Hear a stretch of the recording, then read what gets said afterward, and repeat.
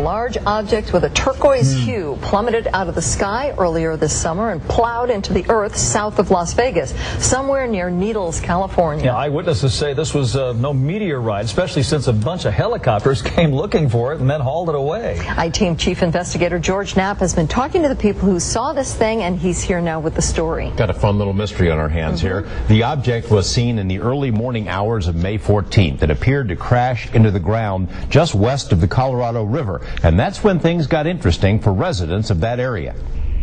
Somewhere in this rough terrain, just west of the Colorado River and south of Needles, is a point of impact, maybe some burn marks, created by something that fell from the sky. Frank Costigan saw it because he got up at 3 in the morning to let his cat out. A fiery object that flashed across the sky, but it wasn't a meteor, he says. Up in the sky, it's just bright. It was bright enough that it illuminated the ground. For 7 years, Costigan worked as the chief of airport security at LAX. He says the mystery object flew out of the northeast heading southwest, traveling very fast. But at one point it slowed down, then sped up again. And it went behind a hill, and I waited to see if I could hear it crash, because as big as it was bound to make noise. But he didn't hear a crash. I was coming into work. Hours later, David Hayes, the owner of K-Talks Radio in Needles, was coming to work when he spotted an odd formation of dark vehicles driving off the highway. He drew a picture of the lead vehicle, a large truck with a dome on top and a black structure that reminded him of a stealth fighter. It seemed like it was some kind of surveillance vehicle, but four-wheel drive, and it had government plates, the U.S. government plates on it. And behind it was a couple of vans that were, they looked like support vehicles. The men inside had military bearings, Hayes said, but weren't in uniform. He made eye contact with one of the drivers, and the guy followed him. Later in the day, one of the vehicles was parked outside his station, seemingly conducting a surveillance of the place. You see these guys, and they're staring you down. It's sort of a Men in Black sort of a feel to it? Absolutely.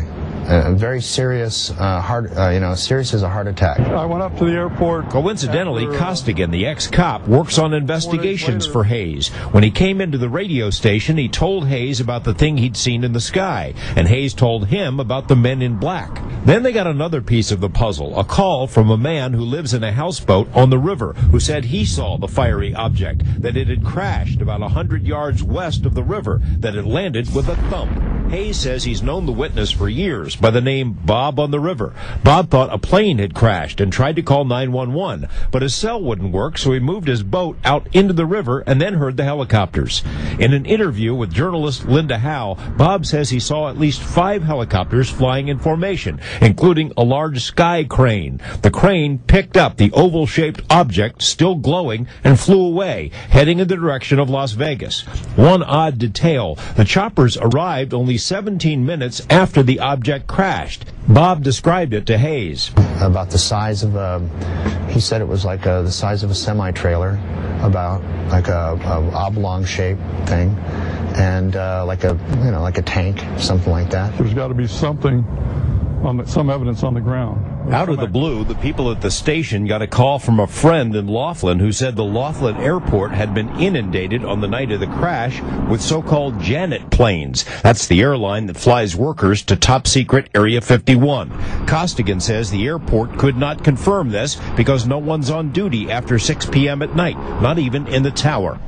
The black vehicles have left Needles. Bob, the houseboat guy, can't be found either. The fact that there were people here the next day, almost like a team, it seemed like, that they were doing either some sort of cleanup or whatever. The point is that something definitely happened.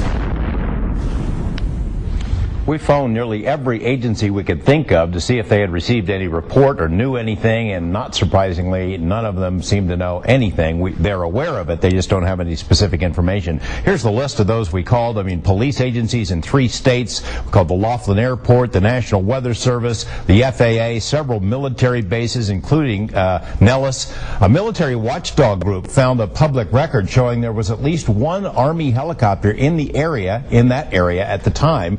That helicopter, oddly enough, is listed as being attached to a U.S. base in Europe. So, you know, the question is, what the heck's it doing here?